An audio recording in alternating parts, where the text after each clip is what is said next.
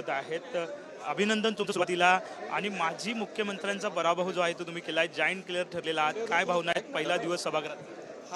कराडच्या जनतेने मला भरभरून प्रेम दिलेलं आहे आणि त्यामुळं कराडच्या जनतेने आपल्याला जे प्रेम दिलेलं आहे, जो विश्वास त्यांनी माझ्यावर ठेवलेला आहे, त्या विश्वासाला अनुसरून मी प्रामाणिकपणे काम करायचा प्रयत्न करीन आणि भविष्य काळामध्ये कराडकरांचे सगळे प्रश्न सोडवण्यासाठी मी कटिबद्ध राहीन.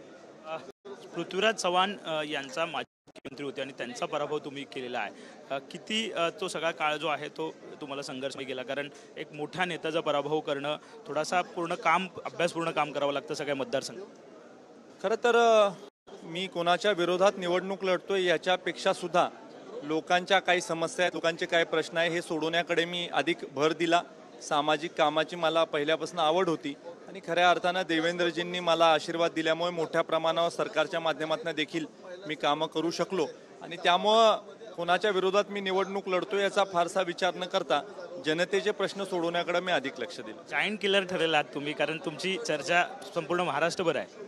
मी सामान्य भारतीय जनता पार्टीचा कार्यकर्ता आहे, देवेंद्रजींचा कार्यकर्ता आहे आणि त्यामुळे सामान्य कार्यकर्ता म्हणून जनतेचे प्रश्न सोडवण्याच्या बाबतीमधला माझा प्रयत्न राहणार आहे.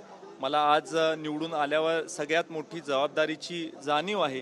स्वर्गीय यशवंतराव चव्हाण साहेबांचा हा मतदारसंघ आहे आणि त्या मतदारसंघाला शोभेल अशा पद्धतीचं काम माझ्याकडनं होईल. साहजिकच आहे.